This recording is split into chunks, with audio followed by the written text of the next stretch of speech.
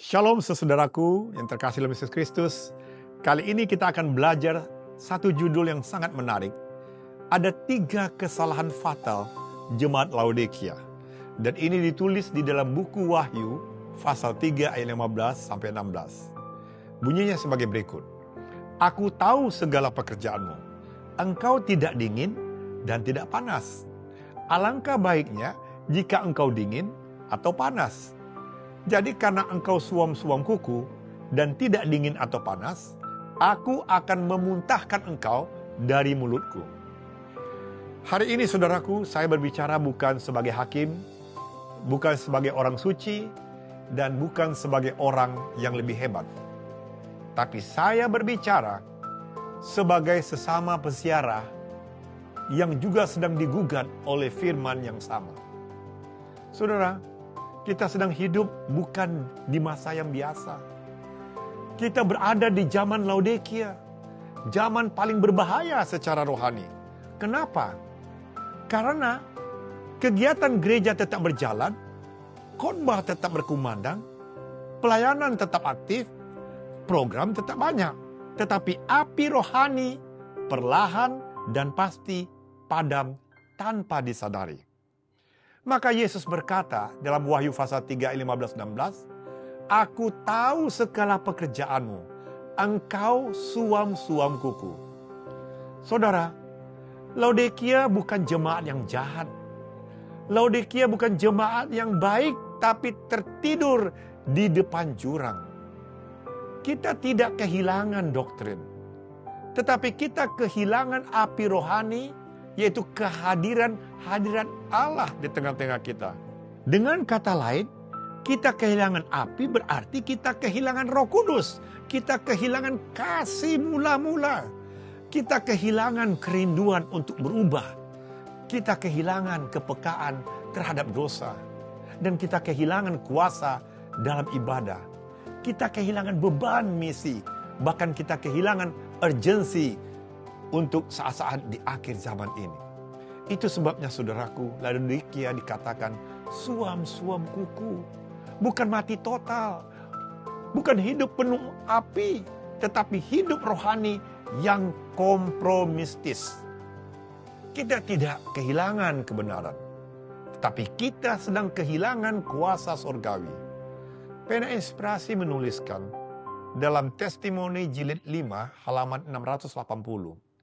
Bahaya terbesar kita bukan penolakan terang, tetapi kelalaian terhadap terang. Oleh sebab itu, saudaraku, hari ini, mari kita biarkan firman Tuhan masuk lebih mendalam ke dalam hati kita, bukan untuk menyakiti, tapi untuk menyelamatkan kita masing-masing. Kesalahan fatal yang pertama, jemaat Laodikia kehilangan kasih mula-mula. Ingat hari ketika Tuhan pertama kali menyentuh dan memanggil saudara untuk hidup bersama Dia? Saat itu air mata kita mudah jatuh. Hati kita lembut. Dosa cepat ditinggalkan. Doa terasa hidup. Ibadah menjadi sukacita. Tetapi bagaimana sekarang? Yang dahulu kita rajin membaca Alkitab, berdoa, melayani, tapi kini sudah mulai longgar. Yang dahulu kita sensitif terhadap dosa, tapi kini kita kompromi. Yang dahulu kita berapi-api, tapi kini sekadar hadir. Sudah lebih dari cukup. Yang dulu kita mencari Tuhan, tapi kini hanya mengkesampingkan tugas dan kewajiban kita. Makanya Yesus berkata dalam Wahyu pasal 2 ayat 4, Namun aku mencela engkau, karena engkau telah meninggalkan kasihmu yang semula-mula. Apa itu? Oleh Pena Inspirasi dikatakan dalam Ek Apostel halaman 531. Kesalehan berubah menjadi formalitas. Itulah yang sedang terjadi hari ini. Dan ini saudaraku bukan soal naik turunnya emosi kita. Tapi ini soal identitas saudara dan saya sebagai umat Tuhan. Kenapa? Tanpa kasih, maka pelayanan hanya ritual. Tanpa kasih, saudaraku, ibadah itu hanya kebiasaan. Dan tanpa kasih, doa itu tidak memiliki kuasa. Pena Inspirasi mengingatkan, ada banyak orang memiliki nama bahwa mereka hidup, padahal mereka mati. Dalam buku Selected Messages, jilid 1 halaman 121.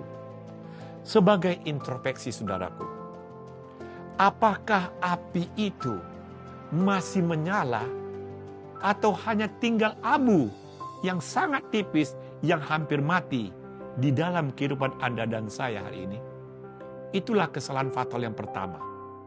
Kesalahan fatal yang kedua, saudaraku. Banyak umat Tuhan, jemaat Laodikia, mengabaikan firman dan tulisan roh nubuat. Laodikia tidak menolak terang. Laodikia dia tahu terang, tapi mereka tidak menghidupinya.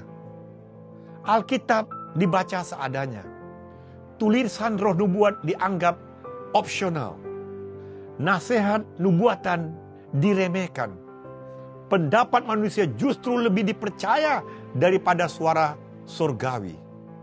Maka itu Tuhan berkata dalam Hosea 4 ayat 6, bangsaku binasa karena tidak mengenal Allah. Atau dalam bahasa Inggrisnya, kurang pengetahuan tentang Allah. Dan Pena Inspirasi menulis, ada banyak yang mengabaikan terang yang Allah berikan dan mereka berjalan di dalam kegelapan. Anda bisa baca dalam buku Testimoni, volume 5, halaman 76.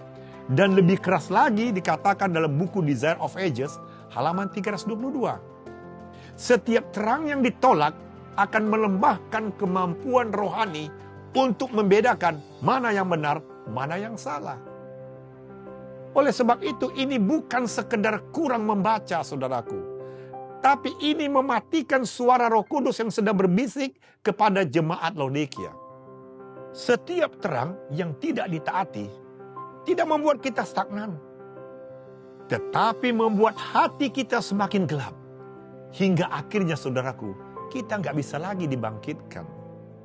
Sebagai introspeksi kesalahan fatal yang kedua ini, apakah kita sudah membaca firman Tuhan untuk ditaati? Apakah firman Tuhan itu telah mengubah kehidupan kita? Atau kita hanya membaca firman Tuhan untuk tahu saja? Itulah kesalahan fatal yang kedua. Lalu apa kesalahan fatal yang ketiga? Berdoa semakin kurang dan semakin lemah, sehingga hidup tidak lagi kudus. Saudaraku, ibadah berjalan dan masih ada seperti biasanya. Program pun tetap jalan. Pelayanan masih ramai. Tetapi kuasa Tuhan tidak hadir. Makanya Paulus berkata, mempunyai rupa ibadah, tetapi menyangkal kuasanya. Di dalam 2 Timotius 3 ayat 5. Dan Pena Inspirasi menuliskan, rupa ibadah, tapi tanpa kuasa. Dalam buku Christ Object Lesson, halaman 159. Apa ciri-cirinya? Doa hanya sekedar menjadi ritual. Tabiat tidak berubah. Dosa kecil justru dipelihara. Kebiasaan buruk dianggap normal. Dosa masuk ke dalam hati, walaupun tubuh ada Roh Kudus jemaat di sana. Itulah masalah Laodikia. Bukan tidak berdoa, saudaraku.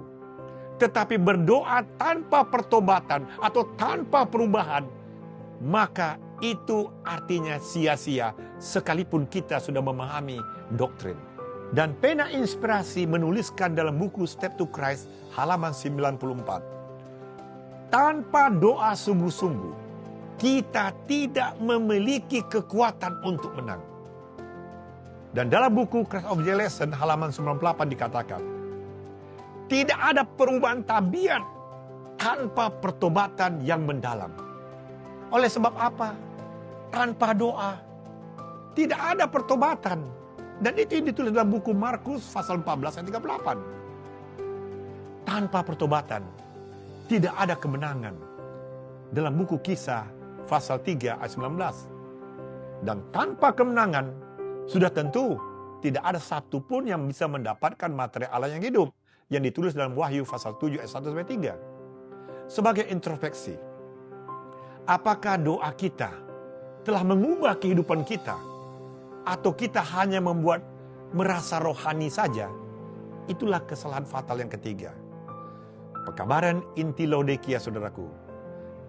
Mereka jatuh bukan karena dosa besar. Laodikia bukan jatuh karena pembunuhan, berzina, atau penyembahan berhala. Tapi Laodikia jatuh karena suka menunda. Kompromi hal-hal yang kecil.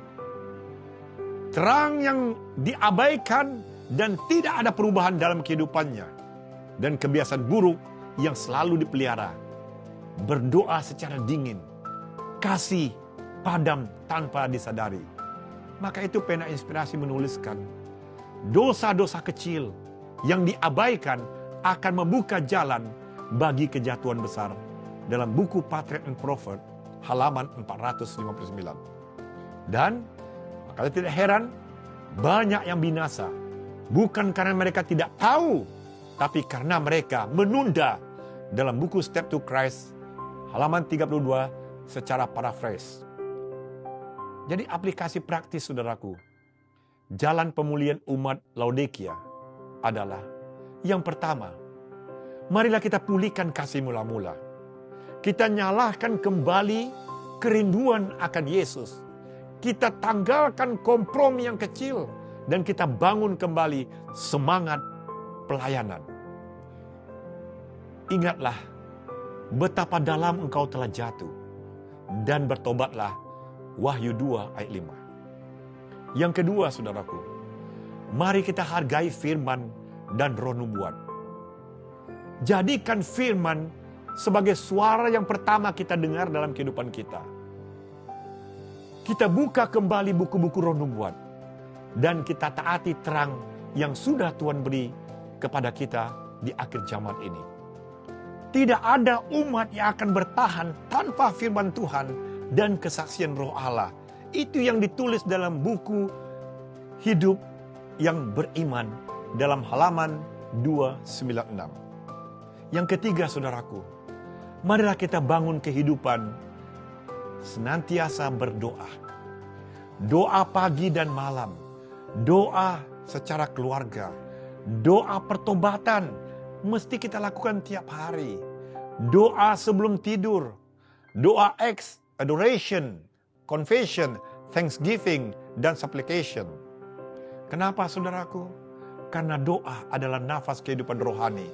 Dalam buku Gospel Workers, halaman 254. Dan tanpa doa, maka rohani akan mati. Tetapi dengan doa, api rohani menyala kembali. Sebagai penutup, saudaraku, pintu kasih karunia Allah masih terbuka bagi kita semua. Yesus sedang berdiri di depan pintu. Ia mengetuk, memanggil, dan menunggu kita. Tetapi ia tidak akan menunggu selamanya. Sebagaimana ditulis dalam Wahyu pasal 3 ayat 20. Lihat, aku berdiri di muka pintu dan mengetuk.